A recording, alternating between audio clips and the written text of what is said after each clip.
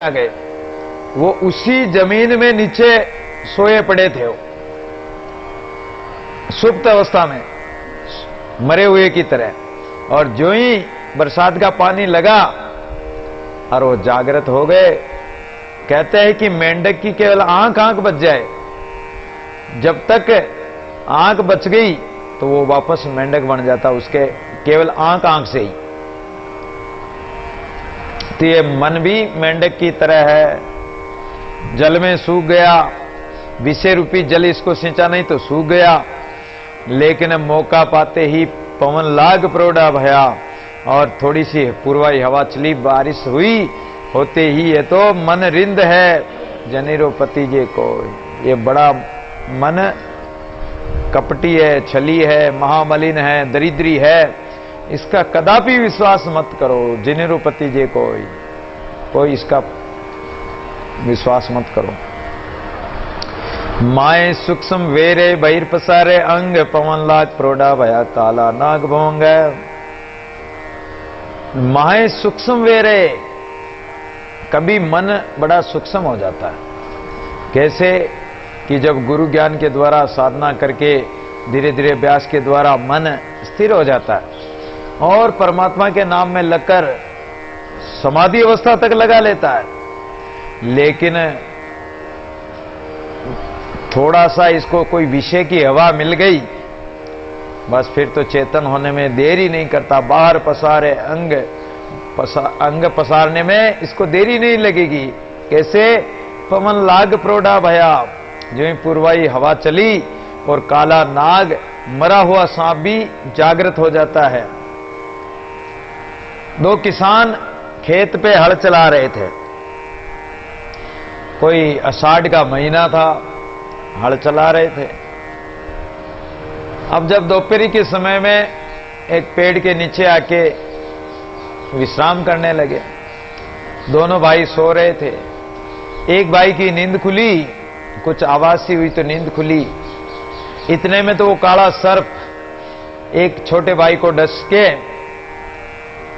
और पेड़ के कोटर बिल में जा रहा था। लेकिन बड़े भाई को पता लग गया तो उसने उसको मार दिया और उस पेड़ की कोटर में डालकर मिट्टी डाल दी। उस कोटर को ही भर दी। भाई मर तो गए ही, बाहर रहेगा तो और नुकसान करेगा, कोई जानवर खाएंगे, किस जहर चढ़ जाएगा किसी के। इसको कोटर में बंद करके मिट्टी डाल दी उस कोटर में और उसको बंद कर दिया। उसको बताया नहीं छोटे भाई को कि तुझे सांप काट खाया। उसका जो थोड़ा सा उसने काटा था वो कोई कपड़ा लेके और साफ करके उसमें और जो कोई पेड़ पौधों का कोई रस वस निचोड़ के उसने उसको साफ कर दिया दवाई लगा के। अब वो नींद खुली उसकी, तो उसने कहा कि मेरे यहां हल्का सा दर्द हो रहा है। अरे कोई खांपा वापा लग गया होगा। कोई किसान लोग खेती करते हैं, हल चला रहे हैं, तो हल के टाइम में तो जैसे कोई फसल की काटते हैं, फसल तो ऊंची ऊंची फसल रहती है, उसका कोई खांपा होगा, तिनका होगा, लग गया होगा। उसको बताया नहीं कि सांप खा गया। अगर उसको सांप बताते तो भय से मर जाए, बताया नहीं। अब साल भर बीत गया, वही दिन वापस आ गए और उसी समय वो हल चला रहे। अब वापस वहीं आके बैठे और वही धीरे धीरे मौसम बन रहा था पूर्वाई हवा का। इधर वो बैठे और बात चलाई कि देख रे, पिछले साल तेरे को सांप ने काट खाया था और इसी जगह काटा था, और तुम्हारे जो खून आ रहे थे वो सांप के काटने से आ रहे थे। हैं? सांप ने काटा? बस उसको एकदम भय हो गया, डर के मारे। साल भर पहले काटा और आज उसको डर हो रहा, भय हो रहा। और उसी समय उसने प्राण ही त्याग दिए, उसको जहर चढ़ गया और प्राण त्याग दिए। पवन लाग प्रोड़ा भया काला नाग भुवंग। और इतने में पूर्वाई हवा चलने से वो उस मरा हुआ सांप भी जिंदा होके और उस मिट्टी में से निकल के बाहर आ गए कि यही सांप काटा था। पवन लाग प्रोड़ा भया काला नाग भुवंग। तो मन रूपी ये सर्प है, ये मन भी ऐसा ही है। कि इसको जो ही विषय आदि की हवा मिली और ये चेतन हो जाता है। सुपना तब लग देखिए जब लग चंचल होई, जब निश्चल लागा नाम सो तब स्वप्ना नाई कोई। मनुष्य को सपना कब आता है? जब रात्रि में गहरी निद्रा में सोता तो सपना नहीं आता है। सपना सुबह के समय में आता जब नींद खुलने को होती है, और लगभग नींद खुल जाती है, केवल हल्की सी नींद रहती तंद्रा, ये समझ लो, तो उस अवस्था में स्वप्न आता है। और स्वप्न, ज्यादा स्वप्न आने का मतलब है कि हमारा मन चंचल है। किसी व्यक्ति को तो सपने आते ही नहीं, और किसी व्यक्ति को बहुत सारे सपने आते हैं। जहां वो गया हो, जहां उसने तीर्थ व्रत आदि किए हो, या पहाड़ जंगल देखे हो, या कोई ऐसी विचित्र अद्भुत जगह देखी हो, कभी भी देखी हो, उसका सपना आ जाएगा उसको।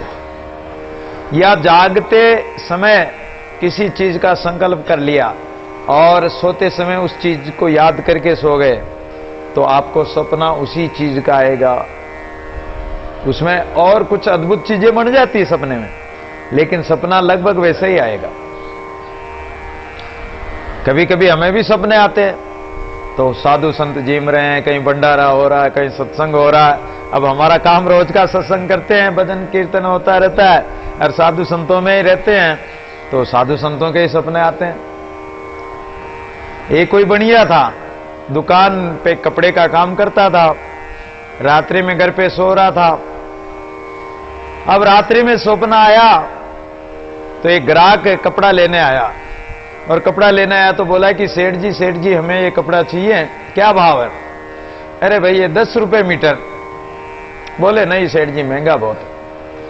सेठ रात्रि में सो रहा सपने में, और सपना आ रहा, घर पे सो रहा। ग्राहक आ गया सपने में, और सेठ जी से कहा कि 10 रुपए तो महंगे पड़ते हैं, थोड़ा कम करो। अरे भाई चलो कोई बात नहीं, 8 दे देना। बोले नहीं महंगे है, तो आप तो 5 रुपए मीटर दे तो लूं, नहीं तो नहीं लूं। अरे भाई इतना तो नहीं हो सकता, मेरे भी पड़ता नहीं खाएगा। मोल भाव होने लगा, चलो 6 दे दूंगा। सेठ ने कहा कि नहीं 8 से कम नहीं। अरे भाई ले चल, ना तो तेरी बात रहे ना मेरी, ये ले। और जो चादर ऑर्डर की थी वो चादर को ही फाड़ दिया सपने में। आधा आधा कर लेते हैं, ना तो तेरी बात रहे ना मेरी बात रहे, और चादर को ही उसने सपने में फाड़ दिया। चादर तो ऑर्डर की थी, और सपने में कपड़ा जो फाड़ रहा था वो चादर पकड़े हुए थे, चादर को धड़ पूरी फाड़ दी उसने। तो जागृत अवस्था में जहां हमारा मन रहेगा उसी जगह सपना आएगा, वैसा ही सपना आएगा लगभग। और हमारा मन चंचल है तो सपने भी वैसे ही चंचलता के आएंगे और अधिक आएंगे। और अगर मन निश्चल है, स्थिर है, जिसमें कोई संकल्प विकल्प नहीं होते हैं, कोई कामना कल्पना होती नहीं, तो समझो कि फिर सपना नहीं आएगा। और सपना झूठा होता है, ये सबसे बड़ी बात है। तो फिर आप अगर सचेत हो गए, आपका मन स्थिर हो गया परमात्मा में, तो फिर ये संसार जैसे सपने की चीजें झूठी होती है। सपने में कोई राजा बन जाता है, कोई क्या बन जाता है, किसी को धन मिल जाता है, कोई भोग विलास करता है, लेकिन सपना पूरा होते ही जागते ही वो सब झूठा हो जाता है। ऐसे ही ये संसार ज्ञान के द्वारा जागने से ये संसार झूठा हो जाएगा। अगर ज्ञान में जाग गए, सत्संग के द्वारा चेतन हो गए, तो ये संसार भी झूठा लगने लग जाएगा कि सपने की तरह भी झूठा है। जागत जय जय मन रे सोवत ते जाय, दादू जे जे मन बसे सोई सोई देखे आए। जागृत अवस्था में हमारा मन जहां रहता वैसे ही स्वप्न आता है, और सपने में वही चीज देखता है। दादू जे जे चित्त बसे सोई सोई आवे चित्त, बार भीतर देखे जाए से ती प्रीत। और हमारे चित्त में हम जिसकी चिंता करते हैं, या हमारे चित्त में जो बसा हुआ है, हम उसी को सपने में देखेंगे। बाहर भीतर देखे जाए से ती प्रीत है, जिससे हमारी प्रीति लगी होगी तो हमारे मन में भी वही बसा होगा, बाहर हम जिसको देखेंगे वही भीतर में बसा रहेगा। श्रावण हरिया दे के मन चित ध्यान लगाए, दादू कहते गए तो भी हरिया न जाए। अगर श्रावण के महीने में कोई व्यक्ति अंधा हो जाए, अब वो चाहे 10 साल बाद तक जीवित रहे, 50 साल जीवित रहे, तो श्रावण के महीने में अंधा हुआ था, यानी हरियाली हरियाली थी, चारों तरफ फसलें उगी हुई थी, हरे हरे पेड़ थे, हरियाली घास थी। अब उसको पूछे कि भाई इस समय पृथ्वी पर क्या है, कैसी चीज है, पेड़ कैसे हैं, तो कहेगा कि नहीं, पेड़ भी हरे हैं और घास उगी हुई हरियाली और फसलें उगी हुई है हरियाली, क्योंकि उस सावन के महीने में अंधा हुआ था। दादू कहते युगे तो भी हरिया न जाए, उसकी आंखों से, उसके विचार में वो हरियाली खत्म नहीं होती, क्योंकि वो अंधा तो हो चुका। अब सूखा तो उसने देखा ही नहीं, तो सूखा कैसे बताएगा, वो तो हरे को ही बताएगा। ऐसे ही जो व्यक्ति जीवन भर इस माया मोह में, इस विषयादि में, पुत्र परिवार कुटुंब कबीला के माया मोह में अंधे हो गए, और वो अगर अंतिम समय में मरने वाले हैं तो भी उसके मन में वो ही विषय विकारों की बात आएगी, और मर भी गया तो वासना के कारण ये वहीं उन विषयों का चिंतन करते हुए मरेगा, तो वापस वहीं जाएगा। ये 100% पक्की बात है कि जिसकी सुरती जहां रहे तिसका ताम विश्राम, भावे माया मोह में भावे आत्म राम। गोपी चंद कई वर्षों बाद अपने घर गांव में आए, तो गांव में आते ही संत बन गए, लेकिन गांव में आते ही उसको घर परिवार का, महलों का मोह जागृत हो गया। तो उन्होंने कहा कि ये मन ऐसा है कि चाहे हजारों वर्षों बाद में इसको विषयादि की या मोह की जागृति होने में देरी नहीं लगती है, इसलिए इस मन को बहुत सावधानी से, इसको धीरे धीरे वश में करो और इसका विश्वास मत करो। तो जिसकी सुरती संसार में रहेगी, और जैसे भरत जी महाराज की सुरती हिरण में रह गई थी, जिससे उनको हिरण बनना पड़ा, वही स्थिति इस जीव की होती है। जहां भी इसकी सुरती रहेगी मरते समय, अंत समय में इसको वहीं जन्म लेना पड़ेगा, चाहे तो माया मोह में रहो, चाहे आत्म राम। अगर परमात्मा में सुरती लगा ली तो परमात्मा में पहुंच जाओगे। जय मन राखे जीवता मरता तिसगर जाए, दादू बासा प्राण का जय पहली रया समाय। जीते जी जीवन भर अपने मन को जिस जगह रखा जागृत अवस्था में, तो समझो कि मरते समय भी वो ही याद आएगा। आपने परमात्मा का भजन किया, सत्संग और परमात्मा में मन लगाए रखा तो परमात्मा याद आएगा, और परमात्मा में नहीं लगाए रखा तो दादू बासा प्राण का जय पहली राया समाई। जिन विषयादि में लगा हुआ था उन विषयों में ही जाके जन्म लेगा।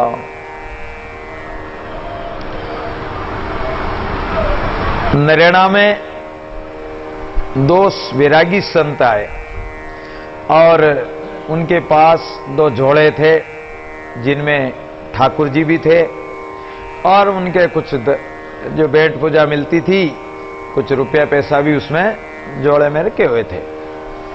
दोनों संत बोले, नरेणा में आचार्य जी महाराज के पास आकर बोले कि महाराज, हम द्वारिकाधीश के दर्शन करने जा रहे हैं, रास्ते में जंगल पड़ता है, कोई चोर डाकू काबा लूट न ले, इसलिए हम ये जोड़ा और ठाकुर जी को यहीं रख के जा रहे हैं, वापिस आके ले लेंगे। महाराज ने कहा कि ठीक है, रख जाओ संतों। एक कोई ऊंची टांड पे रखवा दिया सुरक्षित। अब वो संत गए तो द्वारिकाधीश के दर्शन करके, और अब इतना लंबा चौड़ा रास्ता है, वृद्ध संत थे, रास्ते में आ रहे थे तो एक संत बीमार हुआ, और बीमार होते होते उनकी हालत इतनी बिगड़ी कि वो रामधाम को पहुंच गया। रामधाम तो क्या पहुंचता, अब वो जो साधु मर गया, जो दूसरा बच गया, वो आ गया और बोले कि महाराज वो हमारे जोड़े दे दो। महाराज ने कहा कि भी तुम्हारा एक साथी था, वो कहां है? बोले महाराज वो तो गया। क्या प्राण त्याग दिए? कि हाँ महाराज। तो जोड़ा उतारने लगे। जब महाराज ने कहा कि जरा ध्यान से उतारना जोड़े को, और जोड़े में हाथ डालो तो जरा ध्यान से डालना, हाथ मत डालना उसमें। बोले क्यों महाराज? कि कोई लकड़ी वकड़ी से पहले उसको हिला के और अच्छी तरह से देख के फिर डालना हाथ। जो ही उन्होंने वो जोड़ा खाली किया तो उसमें एक सांप निकला। बोले कि तुमसे पहले वो तुम्हारा साथी यहां आ गया। उस साधु के पास धन था उस जोड़े में, तो उसको ये वासना रहेगी कि रे मेरा धन तो वहां रह गया, मैं यहां मर रहा हूं। बस वहां जाके वो सांप बन गया। तो गरीबदास जी महाराज ने कहा कि संतों देखो, ये मन की गति है। मन अगर जिस जगह वासना रह जाएगी उस जगह सर्प या प्रेत बनेगा। धन में, अगर धन में आपकी श्रुति रह गई तो, कुटुंब परिवार में रह गई तो वहां पुत्र बन जाएगा, गाय भैंस बन जाएगा, और मकान इत्यादि में रह गई तो बिशुमरी बन जाएंगे, या और कोई कीड़ा मकोड़ा वगैरह बहुत सारे रहते हैं। मेंढक बन जाएगा, नाले में बैठा रहेगा, देखता रहेगा कि ये मेरा परिवार है। तो इसलिए कोई भरोसा नहीं इस मन का, कोई विश्वास नहीं इस मन का कि ये कब क्या बन जाए। इसलिए अपनी श्रुति को संसार से